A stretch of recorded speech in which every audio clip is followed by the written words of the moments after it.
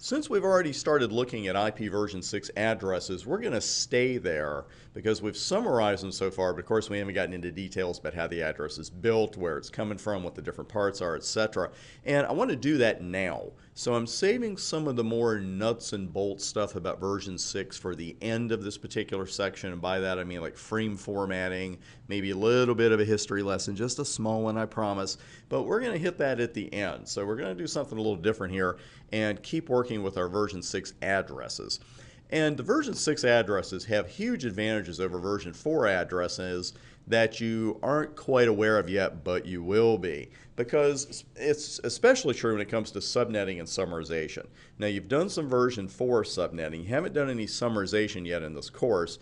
And just as another quick explanation of what that is, if we write out some of the routes in our routing tables in binary, we can see what bits they have in common, and we may be able to represent multiple routes with just one entry in the routing table, a summarized route, if you will. So we really like that because what do we always want to do with our routing tables? Keep them complete and concise. And the conciser we can keep them, the faster the overall routing goes. And the reason I mentioned this here, and I believe in the previous video, is that version 4 really wasn't developed with subnetting and summarization in mind. You can do it. We've already done the subnetting. We'll do summarization later.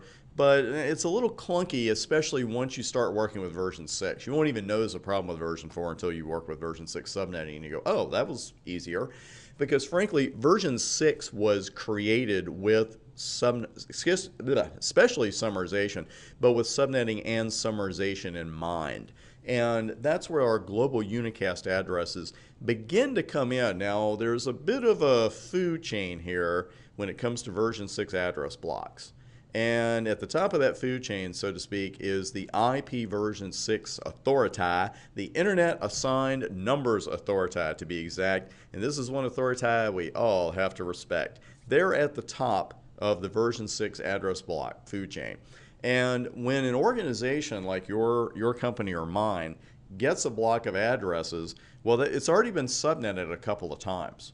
Because first off, the block would have been subnetted by the IANA. They have the largest blocks of addresses, and they don't just hand them to you and me, at Fred's Bank or something like that. What happens is the IANA has the largest blocks of addresses, the whole pie, if you will, and they assign subnets from those blocks to regional internet registries, RIRs, in accordance with very strict rules.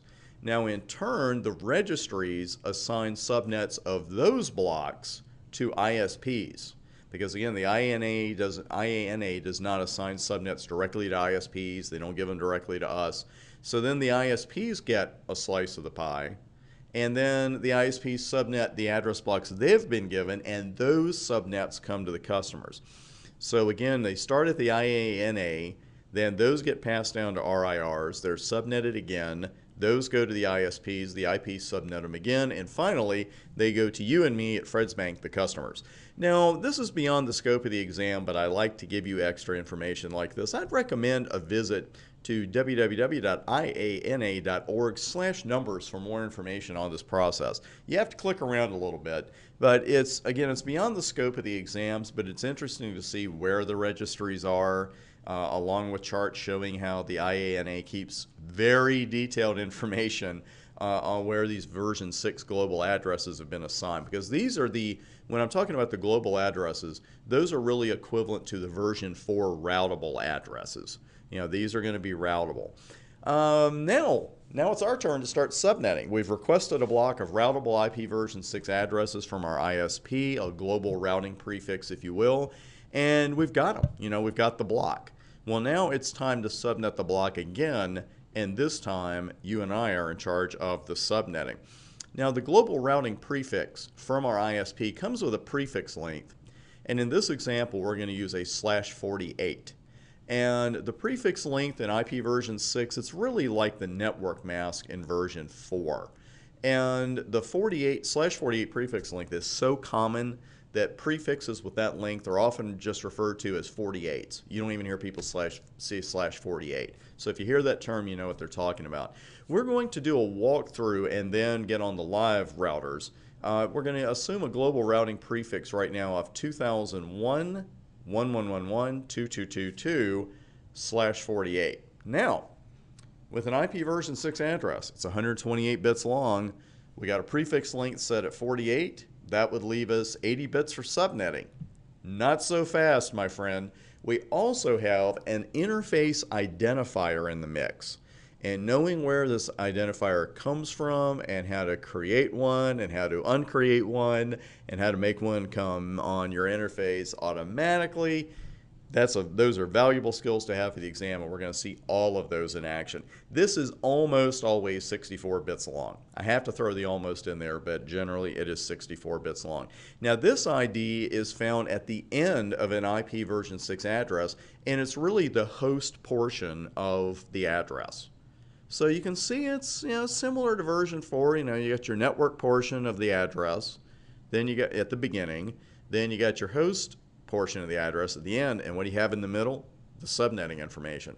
And that's what we have here, because the interface identifier is 64 bits long. So if we have a 48-bit prefix at the beginning of the address and a 64-bit interface identifier at the end, that leaves us 16 precious bits for subnetting.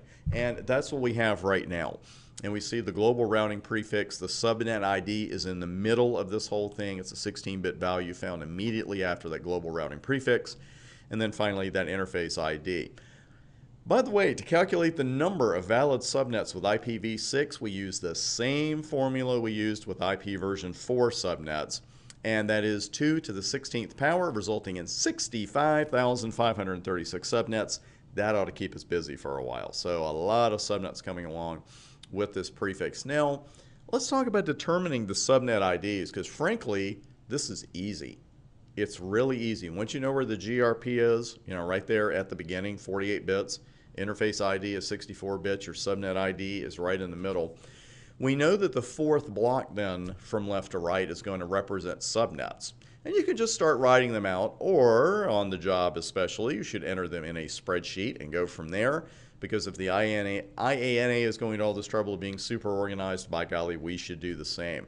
You just go from there and you start with, well, what would you start with? The first 12 subnets would have a fourth block then of 0001, and then frankly just 2, 3, 4, 5, 6, 7, 8, 9, and then A, B, and C.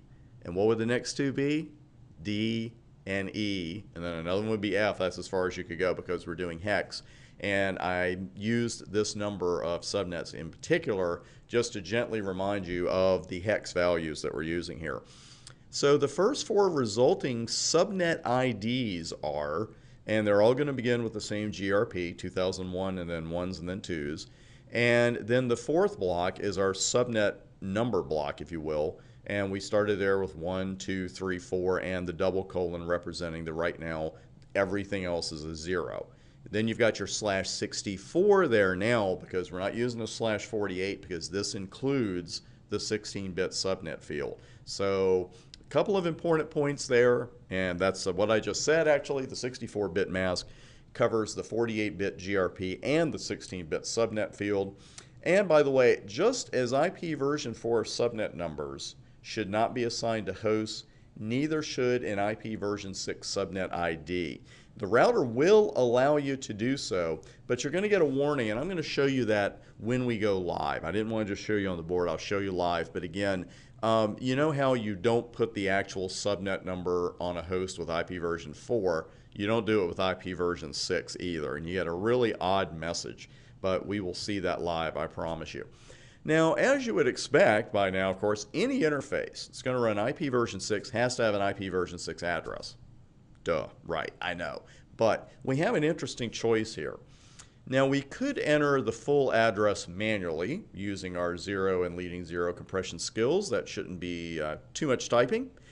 Or we could just enter the subnet ID, which in this case is 0001 with a double colon to represent the subnet ID and a /64, and let the router come up with the internet ID part of the address. Well, that would depend, which way we go here would depend on whether you have a strict numbering situation with your host, where your company says, okay, the naming convention is you start host with host 1 and then host 2 and host 3 and so forth, or you're just going to let the router come up with it. We're going to see both techniques in action. We're going to go with both of them. And what we'll do at the beginning of the next video is start the manual application of the address using the first subnet available and the first host address. And you see the address here on the screen. We will pick up right here when we come back.